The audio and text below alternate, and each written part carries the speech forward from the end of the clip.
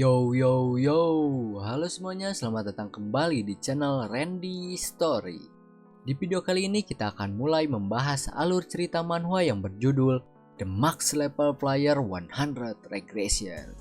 Manhwa ini menceritakan tentang seorang player bernama Ryumin dengan nickname Black Sky yang sudah menjalankan tantangan sebanyak 99 kali berkat skill yang membuatnya regression.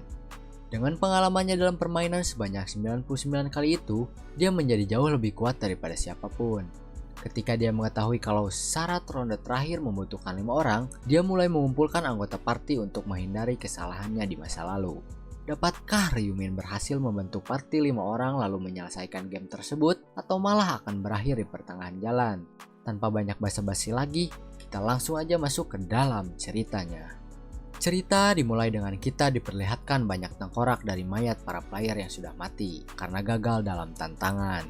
Hanya seorang saja yang tersisa dari sekian banyaknya player yang mengikuti game ini, dan orang itu adalah Black Sky. Black Sky berhasil melaju ke tahap ini setelah percobaannya sebanyak 99 kali. Lalu dia pun berjalan menuju ruangan bercahaya, dan ternyata di sana sudah banyak guardian yang sedang menunggu kehadiran dirinya. Black Sky langsung mengeluarkan senjatanya yang berbentuk sabit besar. Kemudian Guardian pun langsung menyerangnya. Namun serangan Guardian itu berhasil dihindari oleh Black Sky, dan Black Sky pun langsung mengeluarkan skillnya yang bernama Insignia of Death, di mana skill ini akan menandai target dengan tanda tengkorak di atas kepalanya. Setelah itu Black Sky pun langsung menyerang Guardian yang telah ditandai. Efek dari skill ini adalah jika Black Sky berhasil mendaratkan serangan kepada target yang sudah ditandainya, maka target tersebut akan mendapatkan 100% damage tambahan. Karena ada satu Guardian yang berhasil dikalahkan oleh Black Sky, para Guardian langsung menyerangnya secara bersamaan. Setelah itu, Black Sky pun mengeluarkan skill lain yang dimilikinya yang bernama Night of Death, di mana skill ini membuat daerah sekitar menjadi gelap total sehingga musuh tidak bisa melihat apa-apa. Hal ini dapat dimanfaatkan oleh Black Sky untuk menyerang dengan bebas, karena musuh tidak mengetahui keberadaan dirinya. Namun, beda cerita dengan para Guardian yang dapat menghalau skill Black Sky ini. Setelah para Guardian berhasil menghentikan skill Black Sky, mereka langsung menyerang Black Sky dengan magic api dan es. Black Sky pun terkena serangan tersebut karena tidak menyangka bahwa serangannya akan secepat itu.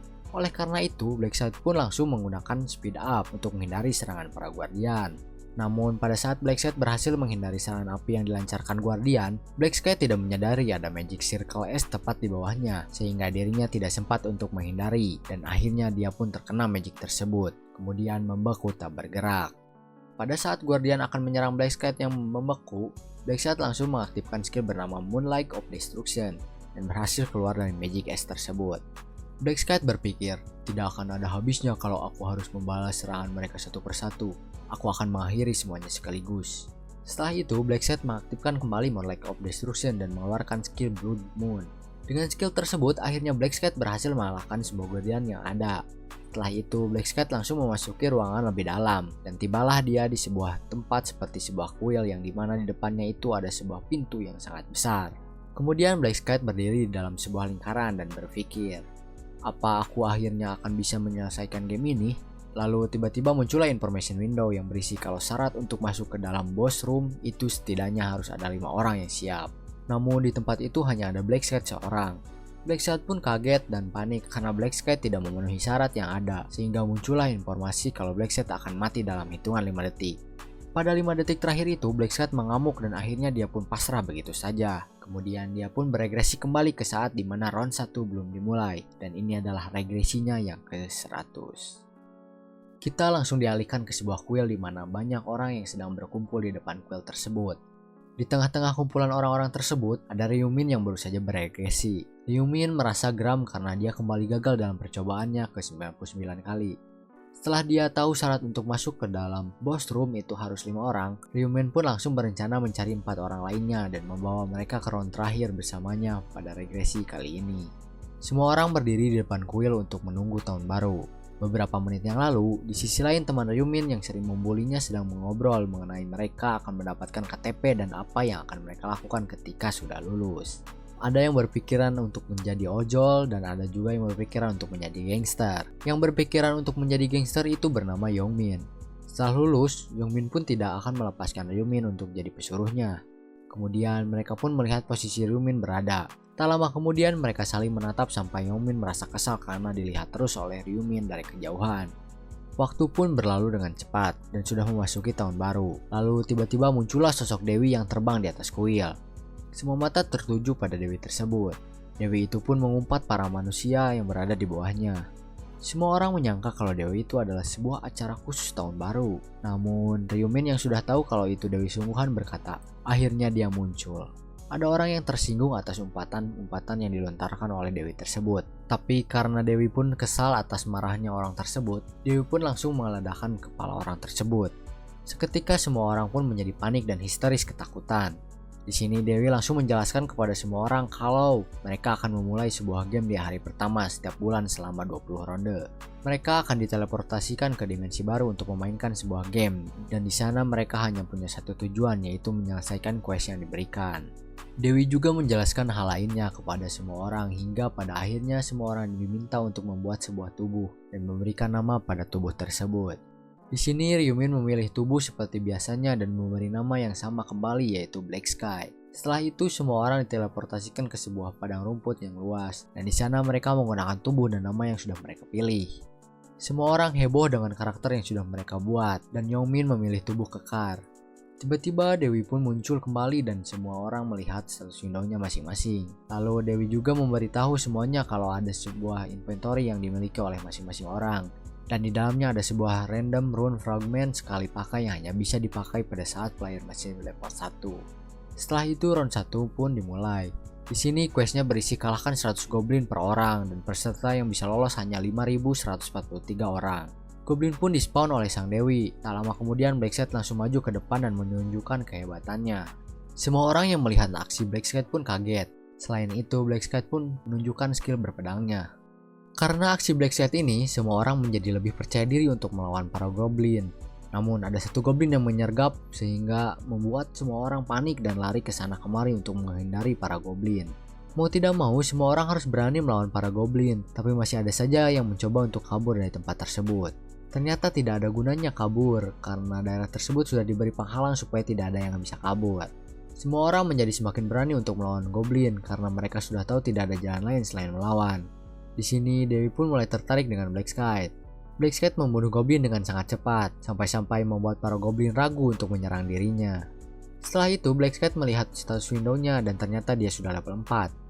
Dia menggunakan semua stat point yang telah ia dapatkan dari naik level dan menaruhnya ke dalam Dexterity, di mana stat ini dapat meningkatkan attack speed dan movement speed. Setelah menambahkan poin stat, Black Sky langsung membunuh para goblin kembali sampai akhirnya dia menyelesaikan quest round 1 dini dengan begitu cepat. Dengan beresnya quest Black Sky, hal itu membuat dirinya menjadi rank 1 di zona dan rank 1 di seluruh dunia. Untuk 3 peringkat teratas yang menyelesaikan quest dengan cepat, mereka akan diberikan hadiah tambahan. Di sini, Black Cat mendapatkan rank rare event selection coupon dari hadiah rank 1 zona dan special reward selection box untuk rank 1 seluruh dunia. Untuk selection weapon, Black Cat memilih dagger yang bernama Stiletto dan untuk boxnya dia simpan di inventory. Kemudian Black Cat memperhatikan titel yang didapatkan. Sebelum itu, Black Cat mendapatkan time reversal rune dan random rune fragment yang semua orang dapatkan di awal. Selain itu, karena ini adalah regresinya yang ke-100, Black Cat mendapatkan titel yang bernama The Last Time Traveler. Titel itu lebih kuat daripada rune dan lebih sulit untuk didapatkan karena sering kali ada skill eksklusif di dalamnya, seperti titel yang dimiliki Black Cat ini. Di dalamnya ada skill yang bernama Resurrect, di mana jika mati dia bisa mengembalikan darahnya secara penuh. Black Cat pun langsung berpikir kalau hal itu adalah sesuatu yang sangat berharga. Titel yang sudah ia dapatkan itu di set privat dari orang lain supaya tidak ada yang mengetahuinya. Black Cat juga beranggapan kalau yang lain juga seharusnya sudah mau selesai questnya. Selain itu, Black Cat juga memikirkan apakah Yongmin baik-baik saja atau tidak. Black Cat langsung melihat ke arah Yongmin dan beranggapan kalau dia akan bertahan. Untuk membuat keadaannya jadi menyenangkan lagi, Dewi langsung menghilangkan jasad orang-orang yang sudah mati dan meng-spawn goblin lagi sebanyak 50.000. Di sini semua orang berusaha semaksimal mungkin meskipun sangat kesulitan. Kuota orang yang lolos pun semakin menipis hingga akhirnya kuotanya sudah terpenuhi dan para goblin pun dihilangkan. Semua orang yang belum menyelesaikan quest pun langsung dilenyapkan seperti jasad para orang yang mati. Dewi pun memperlihatkan papan peringkat dari zona tersebut dan seluruh dunia kepada orang-orang. Semua orang sudah tahu kalau Black Cat adalah pemegang peringkat pertama di seluruh dunia. Oleh karena itu, Dewi pun bertanya pada dirinya, Bagaimana kau bisa sekuat ini? Apakah kau mendapatkan rune spesial atau semacamnya? Black Cat pun hanya menjawab, bukannya kau bisa lihat status windowku? Dewi pun menjawab kembali, tidak mungkin seorang dewi sepertiku tidak bisa melihat informasimu, bukan? Sebenarnya sang dewi tidak bisa melihat status window dari setiap orang. Setelah itu Black Cat ini mengajukan sebuah permintaan karena merasa hadiah peringkat 1 ini agak kurang. Awalnya Dewi merasa kesal karena ucapan dari Black Cat itu. Karena sangat kesal sang Dewi ingin meledakkan kepala Black Cat seperti orang sebelumnya. Tapi dia tidak bisa melakukannya karena skill tersebut hanya bisa dipakai sekali saja. Dewi pun langsung punya rencana lain dan mengajak Black Cat masuk ke dalam hutan untuk percobaan pembunuhan dengan berkedok memberikan sebuah hadiah. Mereka pun berjalan memasuki hutan. Di sini Dewi sangat kesal kepada manusia karena menganggap mereka adalah sesuatu yang lebih rendah dari mereka. Kemudian Dewi pun berencana untuk membunuh Black Cat ketika melewati sebuah batu di depannya. Namun karena Black Cat sudah tahu apa niat sang Dewi, dia pun langsung menyerang sang Dewi duluan pada saat Dewi tersebut melihat ke arah belakang. Dewi yang kaget pun tidak sempat bereaksi dan langsung terkena serangan tersebut sampai terjatuh ke tanah. Dewi pun berdarah akibat serangan Black Cat tersebut. Darah sang Dewi ini berwarna kuning. Kemudian Dewi pun berdiri dengan kesalnya ingin membalas perbuatan Black Cat. Namun saat melihat ke depan, Black Cat sudah hilang dan berada di belakang sang Dewi. Dewi tidak menyadari keberadaan Black Cat hingga sayapnya dipegang oleh Black Cat dan akhirnya dicabut dengan paksa. Sang Dewi pun merengek kesakitan dan sayap satunya lagi pun dicabut kembali oleh Black Cat. Hal itu membuat sang Dewi tidak bisa kabur dengan cara terbang. Black Cat menjelaskan kalau dirinya sudah tahu bahwa sang Dewi hendak membunuhnya dengan belati yang disimpan di sayapnya itu. Di sini sang Dewi pun mencoba untuk berbohong, tapi Black Cat sudah tahu hal tersebut dan kemudian menyebutkan nama Dewi itu. Nama Dewi itu adalah Biriel. Sang Dewi pun kaget kembali karena bagaimana caranya seorang manusia bisa mengetahui namanya. Setelah itu Black Cat langsung mengeluarkan daggernya. Oleh karena itu Dewi langsung mengancam akan meledakkan kepalanya. Akan tetapi Black Cat juga sudah tahu kalau sang Dewi tidak bisa menggunakan skill itu lagi. Mereka berbincang dulu sejenak, sampai akhirnya Black Cat pun langsung menusuknya tepat ke arah jantungnya tanpa ragu. Dewi pun mati di tangan Black Cat dan akhirnya dia pun mendapatkan titel baru yang bernama The First Angel Slayer. Dia juga mendapatkan satu buah item dan satu buah rune. Rune-nya pun langsung digunakan oleh Black Cat. Rune yang ia dapatkan adalah Rune of Slaughter yang memiliki efek meningkatkan 1% semua stat setiap sasaran dibunuh. Tapi alasan terbesar Black Cat membunuh Dewi adalah item yang didapatkannya yang bernama Angel Blood, yang dimana memiliki efek dapat merubah kelas seorang menjadi Reaper. Pada saat player mencapai level 10, semuanya bisa mendapatkan kelas dengan cara membunuh monster atau memenuhi syarat tertentu untuk mendapatkannya. Tetapi berbeda dengan kelas unik seperti Reaper yang hanya bisa didapatkan melalui kejadian khusus. Setelah itu Black Cat langsung membuka inventory-nya dan memakai box selection yang sebelumnya telah dia dapatkan. Dari box ini Black Cat memilih 3 kali XP buff karena dia butuh secepatnya menaikkan levelnya ke level 10 supaya bisa mempunyai kelas. Round 1 pun berakhir dan semuanya pun kembali lagi ke tubuh asli mereka. Semua orang kebingungan dan berpikir kalau kejadian sebelumnya itu cuma mimpi atau bukan nyata adanya. Yongmin yang kebingungan juga pun melihat-lihat ke sekitarnya. Ternyata ada orang yang belum bangun. Orang tersebut pun dicek oleh teman Yongmin dan orang itu pun sudah tidak bernapas lagi. Semua orang pun makin bingung dan panik atas kejadian tersebut. Tapi di sisi lain Yongmin malah excited akan hal tersebut. Setelah itu Yongmin pun mencari keberadaan Ryumin. Namun dia tidak menemukannya. Karena tidak bisa menemukannya, Yongmin pun berpikir kalau Ryumin tidak bisa melewati round 1 dengan selamat. Yongmin pun melihat orang yang menggunakan armor. Dia pun langsung mencoba membuka status window dan ternyata bisa terbuka. Semua orang pun membuka status window-nya masing-masing. Kemudian Yongmin mengambil batu dan memecahkannya dengan tangan kosong. Dia merasa hal itu sangat luar biasa. Di sisi lain, berita mengenai kejadian di depan kuil pun mulai menyebar. Ryumin yang melihat berita itu pun berkata, "Ini baru permulaan. Memang benar ability player telah ditransfer ke dunia nyata. Belum ada orang dengan stat tinggi, jadi tidak ada efek besar sekarang. Tapi sejauh level player meningkat, mereka akan jadi makhluk luar biasa yang tidak bisa dilawan oleh senjata modern."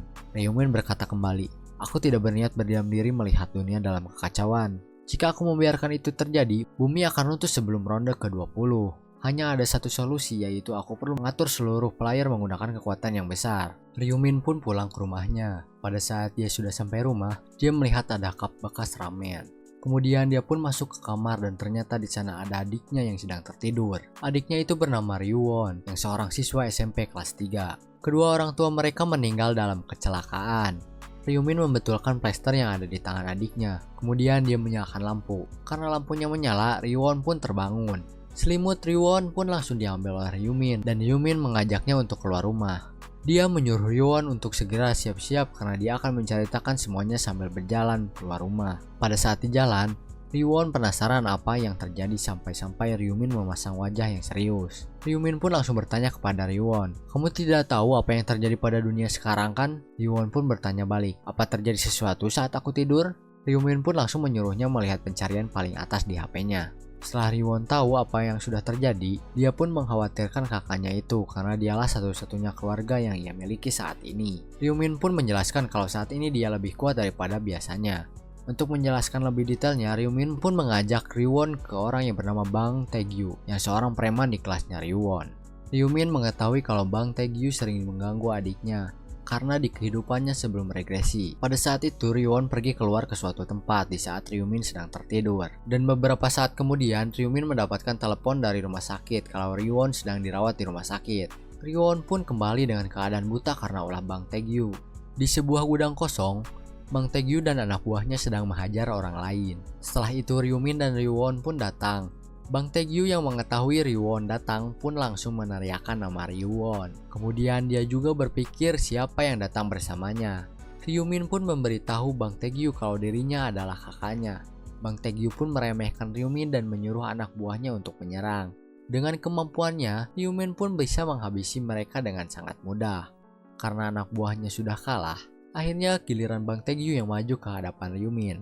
Tanpa basa-basi, Bang Taegyu langsung melancarkan pukulannya. Namun Ryumin berhasil menghindari semua serangan Bang Taegyu. Setelah itu, Ryumin pun menyerang balik dengan kekuatannya hingga Bang Taegyu sedikit terpukul mundur. Bang Taegyu pun menyerang kembali namun masih saja gagal. Bang Taegyu pun semakin marah, tapi tetap saja dia tidak bisa melayakkan satupun serangannya kepada Ryumin. Bang Taegyu terus-terusan dipukuli oleh Ryumin sampai jarinya pun dipatahkan karena masih tidak terima kalau adiknya dibuat sampai buta pada regresi sebelumnya. Bang Taegyu pun terus disiksa oleh Ryumin hingga anak buah Bang Taegyu pun pergi dari tempat tersebut. Setelah puas menghajar Bang Taegyu, Ryumin dan Ryuwon pun pergi dari sana. Di jalan, Ryuwon bertanya dari mana Ryumin belajar hal seperti tadi. Ryumin menjawab kalau player juga bisa menggunakan kekuatannya di dunia nyata.